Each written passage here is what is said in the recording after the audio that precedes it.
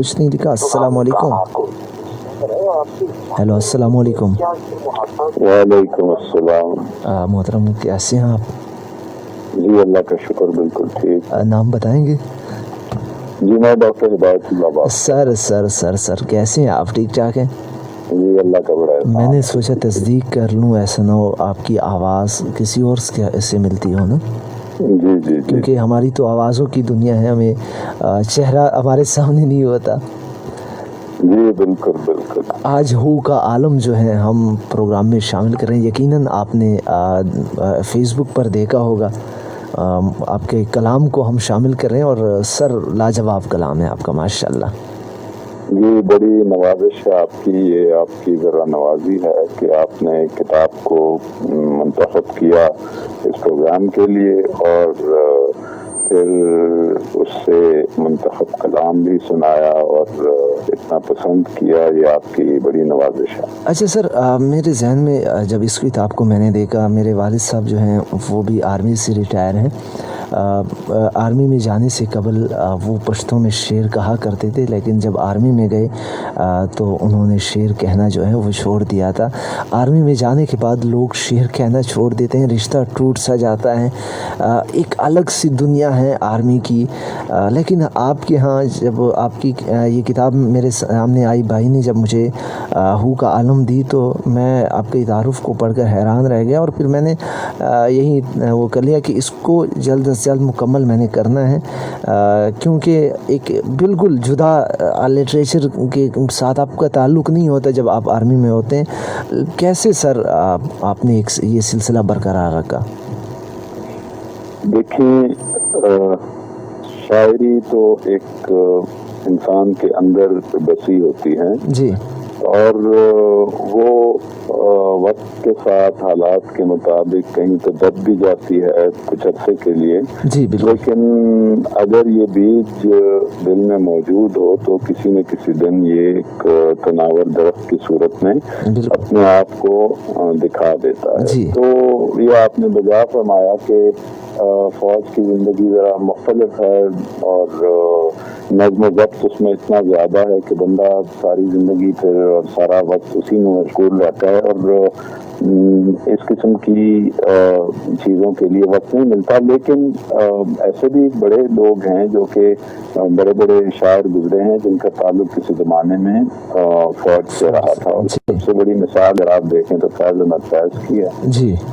तो ऐसा नहीं है कि फौज बिल्कुल आपके अंदर जो एक लतीफ़ एहसास होता है उसको मार देती है। जी। हाँ, वक्त थोड़ा नहीं मिलता और कभी कभार फिर जब वक्त मिलता है तो ये उभर के सामने आ जाता है। बिल्कुल। और इस किताब में सर मैं देख रहा था, जब नज़में मैंने देखी तो आपकी किताब में शामिल नज़में जो हैं वो आपके फ़ोर्स की ज़िंदगी से भी काफ़ी मुंसलिक हैं। मुख्तलिफ़ वाक़यात को जिस तरह एक आर्मी का नौजवान जिस नज़र से देख रहा होता है, जिस नज़रिए से देख रहा होता है मुख्तलिफ़ मामलात को, तो वो भी ये चीज़ भी हमें देखने को इस किताब में मिली है।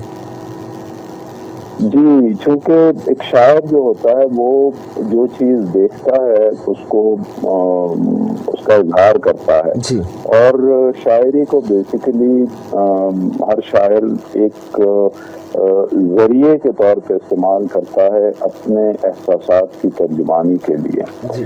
तो शायर जिधर से गुजरता है, जो हालात उसके सामने आते हैं, तो कुदरती तौर पर वो उसके कलाम में नज़र आता है। और अगर फौजी बंदा है कोई, तो कुदरती तौर पर जब वो फौज की ज़िंदगी को देखता है और कोई इस किस्म की चीज़ें उसके सामने से गुजरती हैं तो वो उसके कलाम में भी आ जाती हैं। और फौज इंसान की अपनी शख्सियत पर ये असरअंदाज होती है और बाज़ औक़ात ये रुख भी शायरी में कहीं न कहीं अपना आप दिखा देता है। जी। अच्छा सर, काफ़ी आपकी जो शायरी है वो आर्मी मेडिकल कॉलेज रावलपिंडी की यादें बहुत ज़्यादा हैं हू के आलम में, तो इसकी सर क्या वजह है? جی اصل میں یہ شاعری جو کتاب ہے یہ شروع FSC کے زمانے سے شروع ہوئی تھی، تھوڑی بہت جو میں نے لکھنی شروع کی، اس کے بعد آرمی میڈیکل کالج میں جب گیا تو وہاں پہ بھی جاری رہی، اور اس کے بعد بھی وقتاً فوقتاً یہ جاری رہی۔ اب قدرتی طور پر آپ کو معلوم ہوگا کہ جب آپ کی عمر میں انسان ہوتا ہے تو کچھ جذبات و احساسات ذرا جوان ہوتے ہیں، اور ان کا اثر بھی ہوتا ہے آپ کے دل پہ، آپ کی زندگی پہ، تو وہ پھر شاعری کی صورت میں بھی بعض اوقات اپنے آپ کو ظاہر کر دیتے ہیں۔ بالکل۔ اچھا سر، آپ اگر آپ کے پاس کتاب موجود ہیں، آپ خود کوئی اس کتاب سے یہ تمام شاعری جو ہیں یہ آپ کی بالکل پسندیدہ شاعری ہیں، اس سے کسی کو انکار نہیں ہے، کیونکہ پشتو کے ایک شاعر گزرے ہیں ریسنٹلی، افگار بخاری شہید صاحب، لیکن آپ جانتے ہوں گے، تو ان کے ہاں ایک مشاعرہ پڑھ رہے تھے ہم، تو انہوں نے ان سے کسی نے کہا کہ اشعار سنائیں، تو اچھے اشعار سنائیں، تو انہوں نے کہا کہ شاعر جو ہوتے ہیں اس کے لیے شعر ان کی اولاد کی جیسے ہوتے ہیں، لہٰذا انہیں اپنی تمام جتنی بھی بچے ہوں انہیں اپنی اولاد سے محبت ہوتی ہے۔ تو اپنی پسندیدہ، آپ یہ تمام کتاب جو ہیں آپ کی پسندیدہ ہیں، لیکن ان میں سے کوئی دل کے قریب کوئی غزل، کوئی شعر یا کوئی نظم؟ میں آپ کو ایک نظم سناؤں گا، باقی یہ تو سارے ہی جس طرح آپ نے فرمایا کہ ایک شاعر کے لیے بڑا مشکل ہوتا ہے کہ کسی ایک چیز کو منتخب کر کے کہے کہ یہ میری سب سے زیادہ پسندیدہ ہے، لیکن جو سامنے میرے ہے تو ایک نظم ہے اور ایک غزل ہے، وہ میں آپ کی نظر کروں گا۔ ضرور سر، ضرور۔ یہ ایک نظم ہے، خوابوں کے کھلونے۔ اچھا جی۔ اس پریم نگر کی گلیوں میں واہ، ہر موڑ پہ ایک سوداگر ہے۔ واہ۔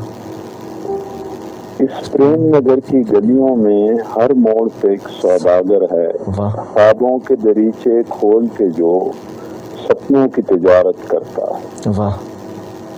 خوابوں کے کھلونے اچھے ہیں، سپنوں کے گیت سہانے ہیں، واہ۔ کچھ خواب بنو، کچھ وقت کٹے، کچھ گیت سہانے گاؤ تم، واہ۔ اور دن کی تلخ حقیقت سے کچھ دیر کنارہ کر لو تم۔ واہ۔ پر یاد رہے ان سپنوں کی، ان خوابوں کی تعبیر یہاں پر کوئی نہیں۔ واہ۔ یہ سپنے نازک شیشے ہیں جو ایک نہ ایک دن ٹوٹتے ہیں۔ واہ۔ اگر ٹوٹ کے کرچی کرچی ہوں تو شیشے کے ان ٹکڑوں کو، ان کرچی کرچی خوابوں کو، تو شیشے کے ان ٹکڑوں سے، ان کرچی کرچی خوابوں سے چپکے سے کنارہ کر لینا۔ واہ۔ خوابوں کے ہر ایک سوداگر کو اس پریم نگر کی گلیوں سے تم دیکھ نکالا دے دینا۔ واہ۔ اور صبح کی تلخ حقیقت کو ہنس ہنس کے گلے سے لگا لینا۔ واہ واہ واہ، ہنس ہنس کے گلے سے لگا لینا۔ واہ واہ سر، واہ واہ۔ تو خواب دیکھنا اچھی بات ہے جی، لیکن خواب کبھی کبھار کیا بلکہ اکثر اوقات پورے نہیں ہوتے۔ بے شک اسی طرح تو سے۔ اگر پورے نہیں ہوتے تو انسان کو بجائے یہ کہ وہ مایوسی کی اقاع گہرائیوں میں ڈوب جائے، اسے چاہیے کہ وہ خوابوں کی دنیا سے نکل کر اور حقیقت کی دنیا میں جینا سیکھ جائے۔ بالکل بالکل سر۔ سر غزل کے اشعار اور غزل میں آپ کو ایک سناؤں گا۔ ضرور سر۔ دھند ہی دھند ہے رستے میں جہاں تک جاؤں۔ واہ واہ۔ دھند ہی دھند ہے رستے میں جہاں تک جاؤں، واہ واہ۔ روشنی تیرے تعاقب میں کہاں تک جاؤں۔ واہ واہ واہ واہ واہ واہ واہ۔ میری اوقات کہاں میں بھی مکیں دیکھاؤں۔ واہ۔ میری اوقات کہاں میں بھی مکیں دیکھاؤں، بس یہی بات بڑی ہے کہ مکان تک جاؤں۔ واہ واہ واہ واہ۔ اور عقل کہتی ہے تیری ساری تگو دو بے سود۔ ہاں ہاں۔ अक्ल कहती है तेरी सारी तगोदो बेसूद, दिल कहे इश्क में बेसूद जहाँ तक जाऊं। वाह वाह वाह वाह वाह वाह।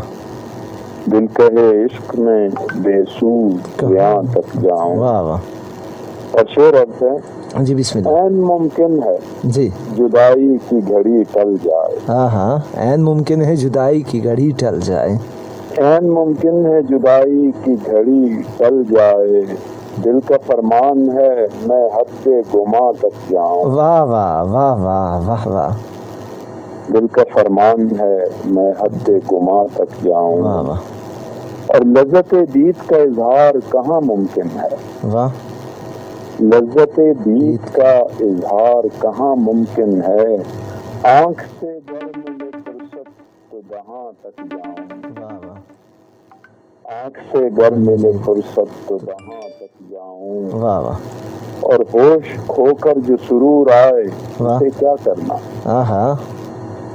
होश खोकर जो सुरूर आए उसे क्या करना।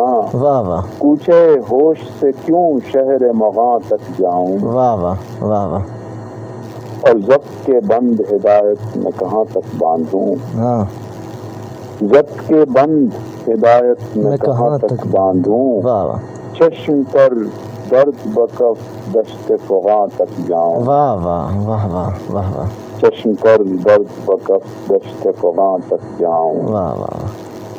सर बहुत शुक्रिया टाइम देने। जनाब मैं आपका बहुत शुक्रगुजार हूँ, बहुत ममनून हूँ कि आपने मुझे इतना वक्त दिया और अपने प्रोग्राम में शमूलियत का मुझे मौका दिया।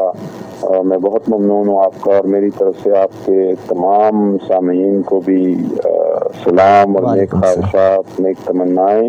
अल्लाह ताला आपको शाद व आबाद रखे। इलाही आमीन, इलाही आमीन। बहुत शुक्रिया सर, बहुत शुक्रिया।